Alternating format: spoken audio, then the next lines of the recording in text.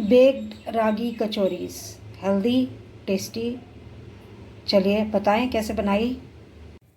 Foodies welcome. आज हम बनाएंगे मूंग दाल और उड़द दाल की मिक्स कचौरी। उसके लिए और वो कचौरी होगी नॉन फ्राइड। तो उसके लिए मैंने मूंग और उड़द दाल इक्वल देखिए भिगो के रख दी थी रात को, और अभी इसको मैं दरदरा पीस दूंगी और फिर हम इसको बनाना शुरू करेंगे। तो पहले इसको पीस लेती हूँ और फिर बनाते हैं। तो साथ साथ ही इसका आटा भी मार लेंगे। तो ये होल व्हीट फ्लावर अपना नॉर्मल आटा हमने आधा कप लिया है और 1/4 कप हमने लिया है रागी का आटा। तो जैसा कि मैंने कहा कि हम बगैर तले इसको बना रहे हैं, तो ज़्यादा से ज़्यादा इसको हम वो हेल्दी बनाने की कोशिश करेंगे। तो इसीलिए रागी का आटा भी मिक्स किया है और इसमें 1 चम्मच जितना सिर्फ डलेगा तेल आटे में। उसके अलावा हम डालेंगे इसमें बेकिंग सोडा। देखिए इसमें ये जाएगा 1/4 टीस्पून बेकिंग सोडा और स्वाद अनुसार नमक। तो ये ऑलमोस्ट 1 टीस्पून जितना नमक जाएगा। मेरी इस डली में नमक कम हो रहा है तो थोड़ा सा निकलने में टाइम लग रहा है। ये देखिए, ये छोटा मसाले वाले चम्मच जितना हमने नमक डाल दिया। अब हम इस आटे को भी मार लेते हैं। तो फूडीज देखिए, यहाँ पर मैंने गैस पर कढ़ाई रख दी है। मैंने दरदरा सा पीस लिया है दाल को। सिर्फ एक बार मिक्सी चलाई थी, बस 5 से 10 सेकेंड, और उतना ही करना था हमें। और यहाँ पे मैंने ये गरम कर लिया है। तो मैं देखिए 1 टीस्पून जितना खाली इसमें ऑयल डाल रही हूँ, कि जैसा कि मैंने कहा था कि हम इसको बहुत कम ऑयल में बनाएंगे, तलेंगे भी नहीं, तो इसीलिए हमें ऑयल इसका कम ही रखना होगा। तो ये ऑयल गरम हो जाता है, फिर बनाते हैं इसको। ऑयल हो गया गरम। मैं इसमें सबसे पहले डाल रही हूँ 1 चम्मच जीरा।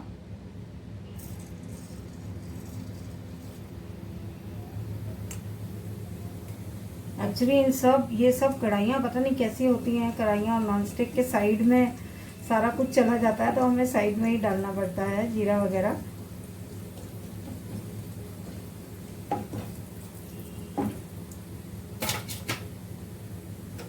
सेक मैंने तेज कर दिया है। अब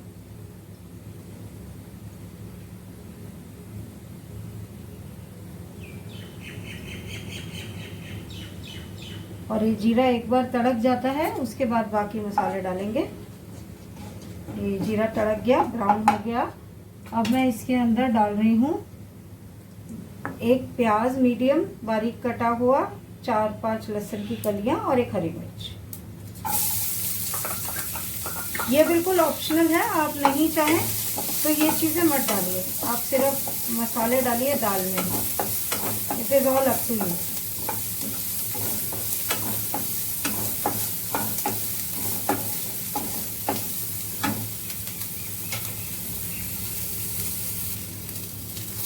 देखिए प्याज हल्का सा भून गया, सेक कर दिया मैंने कम।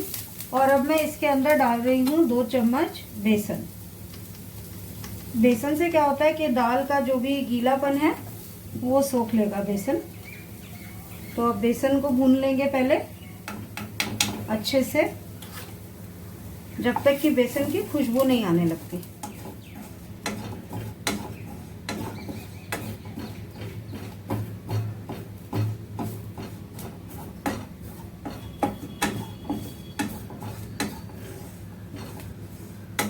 वैसे तो ये भी ऑप्शनल है, अगर आप ज़्यादा देर तक दाल चला सकते हैं, उसको अच्छे से सुखा सकते हैं। क्योंकि पहले तो पीठी से ही बना करती थी कचौड़ियों के का मसाला।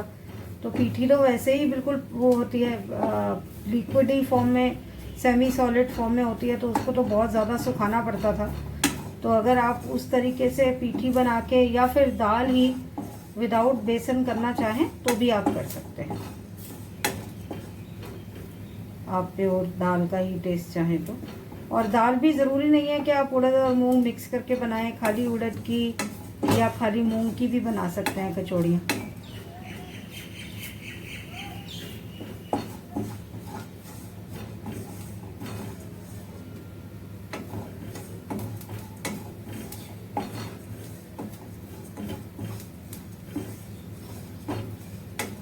बेसन की बहुत अच्छी सी खुशबू आने लग गई। बेसन जब भूनता है तो उसकी खुशबू आती है। जब खुशबू खुलने लगती है तब हम बाकी मसाले डालते हैं।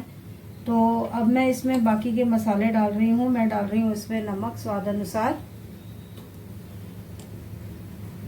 नमक उस हिसाब से डालिएगा कि खाली मसाले के लिए हो, क्योंकि अगर आपको याद हो तो हमने कचौड़ी के आटे में भी नमक डाला था।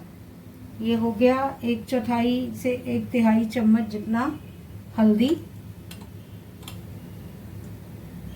1 चम्मच धनिया पाउडर,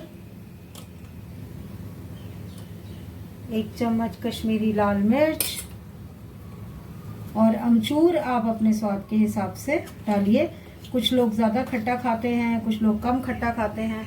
हम थोड़ा कम खट्टा खाते हैं, इसलिए हम थोड़ा सा कम अमचूर डालेंगे, सिर्फ आधा मसाले वाला चम्मच जितना।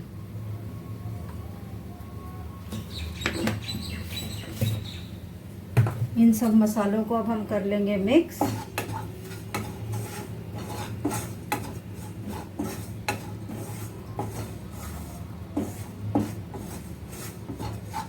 और अब जाएगा इसके अंदर दाल। ये देखिए, मैं आपको दाल भी दिखाती हूँ कैसी पीसी है।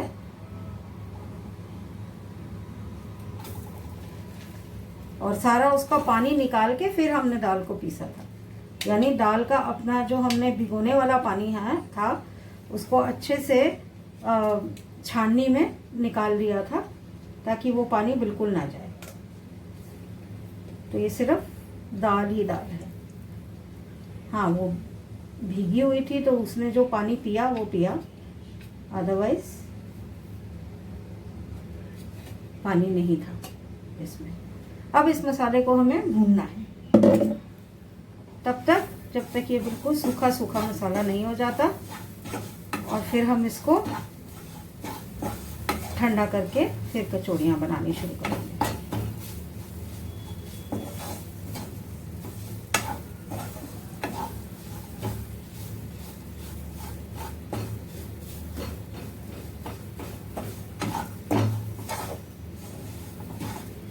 थोड़ी दालें भी भून जाएंगी और गीलापन भी कम हो जाएगा, क्योंकि जब हम कचौड़ी बनाते हैं तो अगर गीलापन होता है तो फिर वो बनेगी नहीं, अच्छे से फटती जाएगी।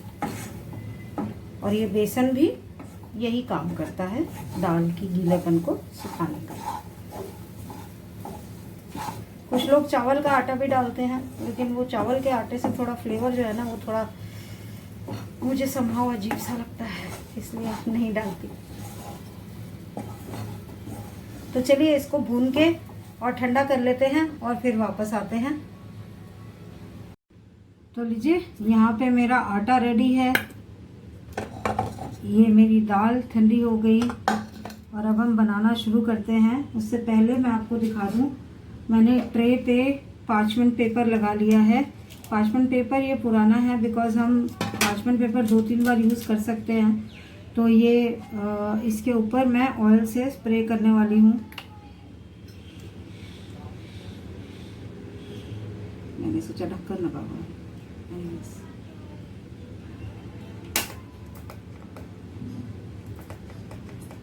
इसमें अभी भी ऑयल डाला है तो थोड़ा स्प्रे चलने में टाइम लगेगा। ये देखिए, ये थोड़ा थोड़ा मैं स्प्रे कर रही हूँ मैं ऑयल, बहुत ज़्यादा नहीं, बस खाली ये पार्चमेंट पेपर थोड़ा सा ग्रीस हो जाए। अब जाके स्प्रे आना शुरू हुआ है, क्योंकि ये जो अभी नया नया डाला था मैंने तो पाइप में आने में टाइम लग रहा था। ये देखिए, कोई बहुत ज़्यादा नहीं लगाया, हल्का सा ग्रीस किया है। इसके ऊपर कचौड़ियाँ बना के रखती जाऊँगी और बनाकर कचौड़ियों को फिर सारी कचौड़ियों के ऊपर की साइड से भी स्प्रे करके फिर हम इसको ओवन में बनाएंगे। अब हमें बनाना कैसा है देखिए, जब आप ये कचौड़ी का आटा बेलते हैं, ये देखिए इतनी छोटी छोटी पेड़ियाँ बनाएंगे। और जब आप कचौड़ी का आटा नहीं मतलब कचौड़ी की जो लोई बेलते हैं, तो आप उसको बीच में से रखेंगे थोड़ा मोटा और साइड से करेंगे पतला, क्योंकि जो साइड जो है वो इकट्ठी होने वाली है।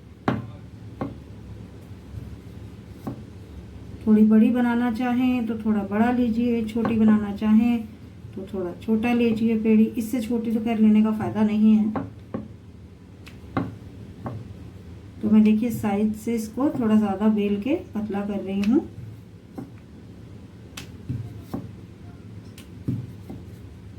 और बहुत ज़्यादा आप फिलिंग नहीं भर पाएंगे, क्योंकि जितनी ज़्यादा भरेंगे उतना फटने का डर है अगर आप तल रहे हैं तो।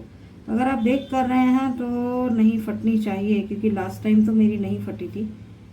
ये मैं कभी कभी तो डायरेक्ट बनाती हूँ, आपके साथ ही एक्सपेरिमेंट करती हूँ, कभी कभी ऑलरेडी एक्सपेरिमेंटेड काम होता है हमारा। तो ये मैंने डाल दी 1 चम्मच इसमें, और इसको हम कर देंगे क्लोज इस तरीके से। मुझे लगता है मुझे थोड़ी सी और बड़ी बनानी पड़ेंगी, ये बहुत छोटी हो गई, बट कोई बात नहीं, छोटी नहीं है वैसे, इतना साइज़ तो है ही। ये देखिए, इसको ऐसे ही आप हाथ से फैला लेंगे।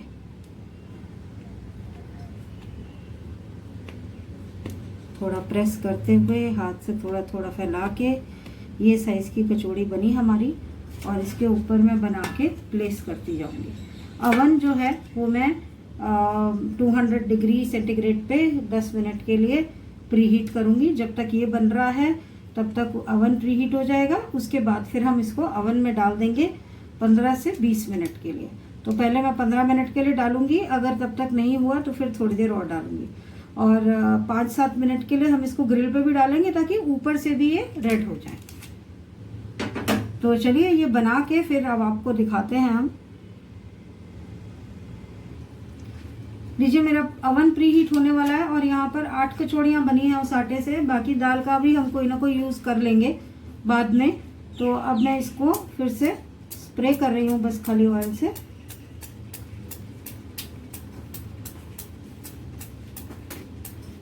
पार्चमेंट पेपर को भी सिर्फ स्प्रे किया था, इसको भी बस ऐसे ही स्प्रे करूँगी।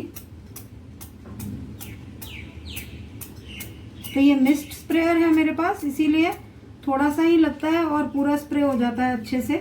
अगर इनफैक्ट मैं इसको नीचे वाली साइड से भी कर ही देती हूँ। और अगर आपके पास मिस्ट स्प्रेयर नहीं है तो इट इज़ बेटर कि आप ब्रश यूज़ कीजिए, फिर स्प्रेयर से मत कीजिए, क्योंकि फिर बहुत ज़्यादा, ये देखिए अवन ने भी आवाज़ मार दी। हाँ, मैं ये कह रही थी कि फिर नहीं तो बहुत ज़्यादा जो है वो ऑयल लग जाता है। ऐसे तो इसमें निकलता ही बिल्कुल जरा सा है, एक दो ड्रॉप पर स्प्रे पर स्क्वायर, नॉट पर स्प्रे, सॉरी। ये देखिए ये हो गया। अब मैं इसको अवन में डाल देती हूँ, क्योंकि अवन ने आवाज़ मारी दी है। और मैं अभी इसको नीचे वाली ट्रे में डाल रही हूँ फॉर 15 मिनट्स। अगर मुझे लगेगा कि नीचे से हो गया तो 5-10 मिनट के लिए फिर ऊपर से करूँगी खाली। अभी बेक पे रखा है, फिर उस टाइम पे मैं ग्रिल पे कर दूँगी। तो अब ये बन जाता है तो फिर वापस आते हैं और आपको दिखाते हैं। देखिए, इसको 15 मिनट्स लगे और ये नीचे से देखिए कितना क्रिस्प हो गया है। तो अब मैं इसको ऊपर वाले शेल्फ में डाल के, ये 2 शेल्फ वाला अवन है मेरा, तो इसको ऊपर वाले शेल्फ में मैं डाल दूंगी, और इसको फिर ऊपर वाले शेल्फ में डाल के इसको ग्रिल पे लगा दूंगी, ताकि ये ऊपर से भी हो जाए। तो अराउंड जितना टाइम बचा है मेरे पास, मैंने 20 मिनट्स पे लगाया था, अराउंड अभी 15 मिनट भी नहीं हुए, एक्चुअली 13 मिनट के करीब हुए हैं। तो ये 7 मिनट मैं ऊपर कर रही हूँ, इनफैक्ट टोटल 10 मिनट करके, और फिर इसको ऊपर डाल दूंगी, ये ऊपर से भी हो जाएगा। तो मैंने इसको कर दिया 10 मिनट्स, और अब बनता है तो आपको डिश आउट करके दिखाते हैं। तो लीजिए, हमारी बेक्ड रागी कचौरीज़ रेडी हैं, और अब हम इनको खाएंगे गर्मा गर्म। मैंने इसको मेयोनीज़ और चिली गार्लिक सॉस के साथ परोसा है।